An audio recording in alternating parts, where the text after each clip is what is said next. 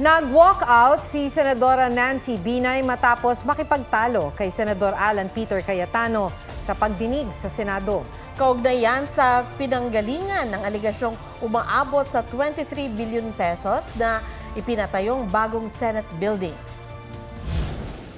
Ang problema, hindi ka nakikinig. Yun na nga, Mr. Chairman, ikaw nga hindi Oy, ka marunong magbasa. 21 naging 23. Hindi ko sinabing Diba? 23 ang galing sa kanila. Make your point and Well, then my move point on. is- my Move on point kasi is- out of order ka na. DPWH, nag-i-exist ba sa documents nyo yung amount na 23 billion?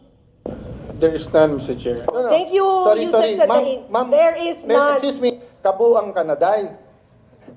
Tapusin natin na maayos to. Senado to ng Pilipinas, hindi to palengke. Ang ipinupunto ni Binay, walang basihan ang binanggit ni Senate President Cheese Escudero na umabot ito sa 23 billion pesos. Pero sagot ni Cayetano, galing mismo sa Senate Coordinating Staff na mga tauhan dati ni Binay ang halagang 21.7 billion pesos. Kapag isinama raw ang 1.6 billion pesos na ipinambili ng lupa, aabot ito sa 23 billion pesos. Git ni Binay, hindi sakop ng ginagawa ng DPWH yung ipinambili ng lupa. Gusali lang daw ang pinag-uusapan. Huwag magpahuli sa mga balitang dapat ninyong malaman.